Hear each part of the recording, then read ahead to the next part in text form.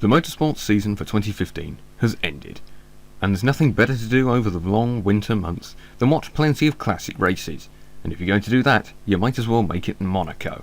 But which Monaco Grand Prix should you be tuning into?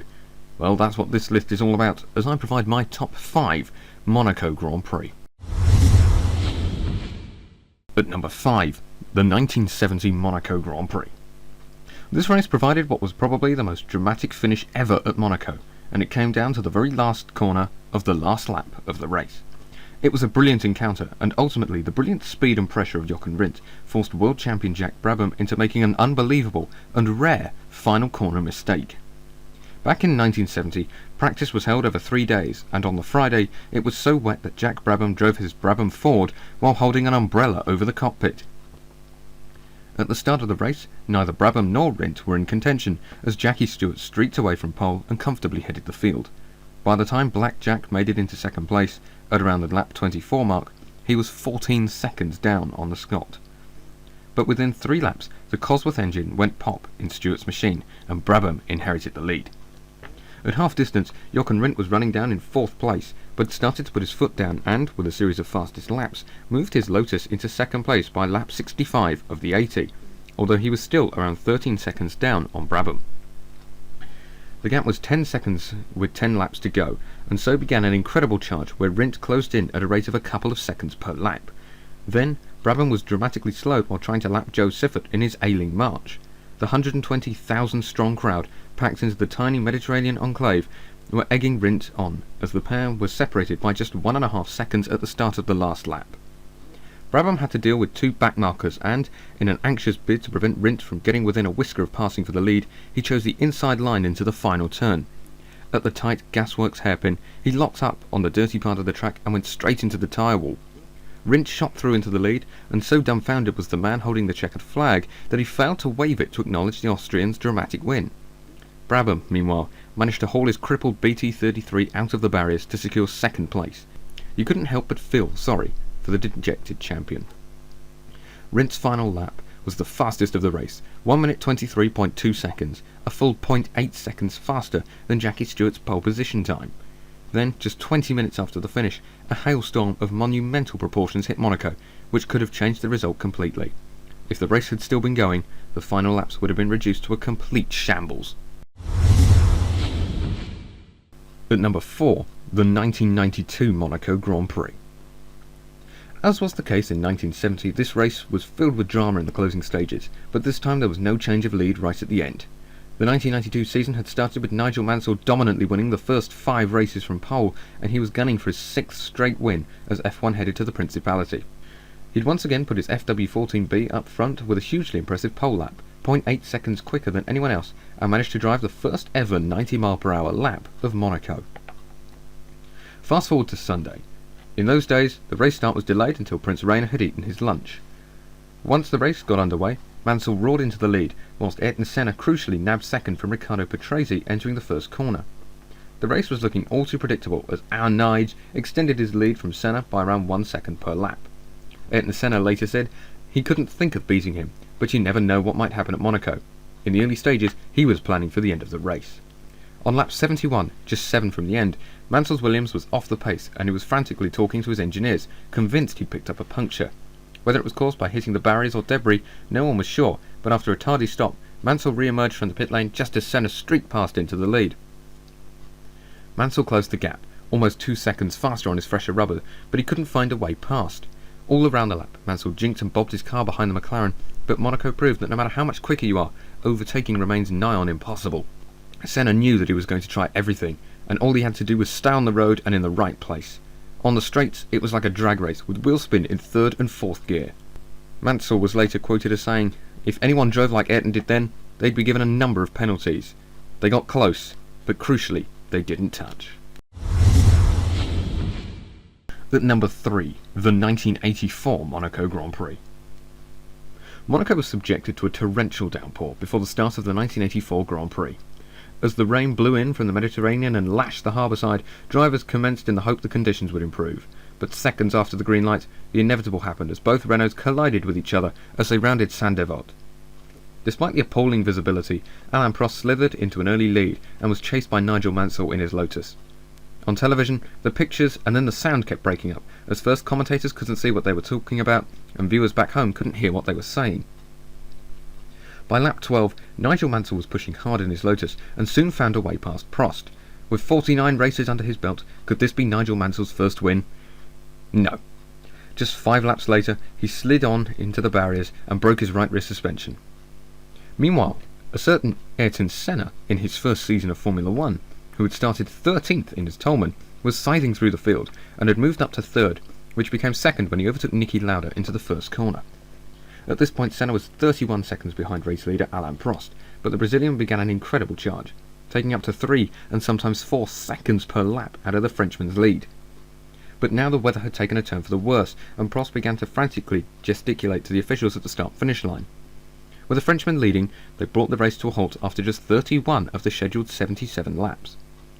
While so much praise was heaped onto the Toleman driver that day, the man who came 3rd has often been overlooked.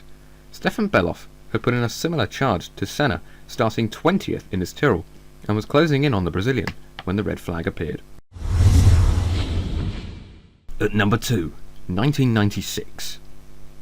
This Grand Prix holds the record for having the lowest number of cars still running at the checkered flag, after a shunt 5 laps from the end eliminated 4 of the few remaining competitors, so only 3 finished the race. The podium of drivers had Olivier Panis winning in his Ligier Mugen Honda from David Coulthard and Johnny Herbert. It was the first victory for the unfancied Ligier team since Jacques Lafitte triumphed in Montreal 15 years earlier. Panis, starting 14th on the grid, opted to go for a wet-dry setup rather than full wet, and as the afternoon cleared, it proved to be an absolute masterstroke. He was also fortunate that a number of likely frontrunners either crashed or suffered from reliability problems, which helped his progress through the field. 5 cars failed to make it round the opening lap, including Michael Schumacher, who made a rare error and clattered his Ferrari into the wall at Portier. Up front, this race should have been won by Damon Hill. The Williams driver wanted to win Monaco more than any other race, given his late father's tremendous record at the Principality, but his Renault engine blew up in the tunnel, putting him out of the race. Next to inherit the lead was the unpredictable Jean Alesi, but the French Sicilian, who was forever tarnished with ill fortune, came into the pits 15 laps from the end with a broken rear spring. His day was also over. Meanwhile, at the tail of the field, Olivier Panis was driving brilliantly, scything his way past Martin Brundle on lap 7, and then past Mika Hakkinen and Johnny Herbert 9 laps later. Then, a brilliantly timed call to pit played a significant part in his victory. His race engineer, Paolo Catani, noticed that Frentzen went out on slicks and did the second part of the lap 3 seconds faster than anyone else. At that point, he immediately called Panis into the pits. After his stop on lap 28, Panis emerged 6th and moved swiftly up to 4th. But there was still a fair distance to go, and 2 more incidents nearly ended his race early. First, in a bid to pass Eddie Irvine's Ferrari, the pair collided, and although the Frenchman was able to continue, the steering on his Ligier was damaged. Then, on lap 41, he spun at the chicane, possibly on oil from Hill's stricken Williams. At this stage, he was 30 seconds behind Alesi's Benetton. On lap 60, Panis took the lead as Alesi retired and held on to score a memorable win. He said he'll never forget the sounds of the yacht sirens in the harbour and the fireworks being let off. When he was offered the French flag, he couldn't resist taking it. Who knew that it would be his first and only Formula 1 win? And at number 1, the 1982 Monaco Grand Prix.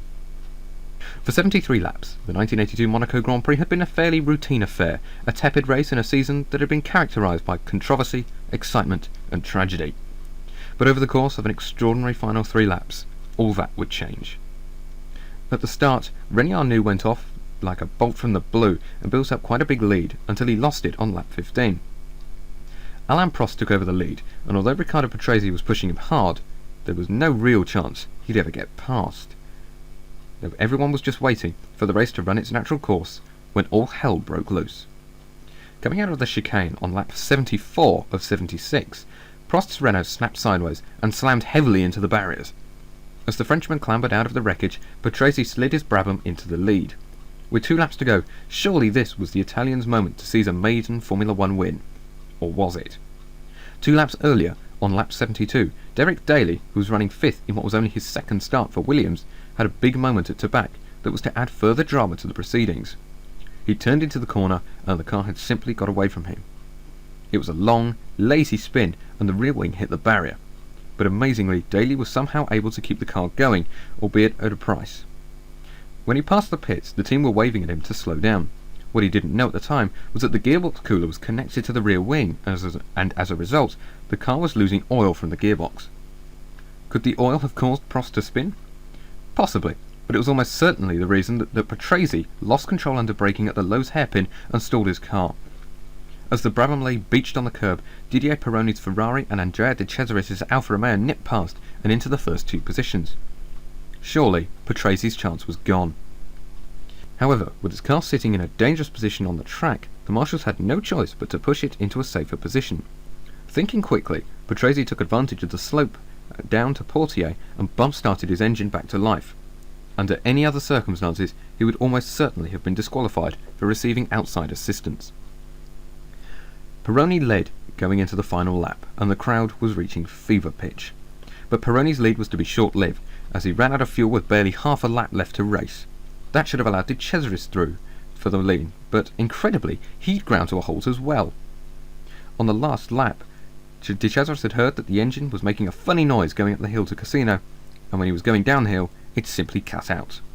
He'd run out of fuel because he'd been going on 11 cylinders for much of the race, and that had increased the fuel consumption. Or at least, that's what the engineers said. Derek Daly, who was unaware that Patrese had restarted, passed Pironi and De Cesaris to unlap himself, and was just about to start his final lap when his car finally gave up at Rascasse and ground to a halt. Eventually, Patrese would come through to take an unlikely win, though not that he knew it at the time. When it came to the podium, nobody really knew who'd won. It was so confusing that Elio De Angelis, who'd finished 5th, mistakenly went up to the podium. Patrese stood alongside him, and only seemed to realise he was the winner when he was presented with a garland and the trophy.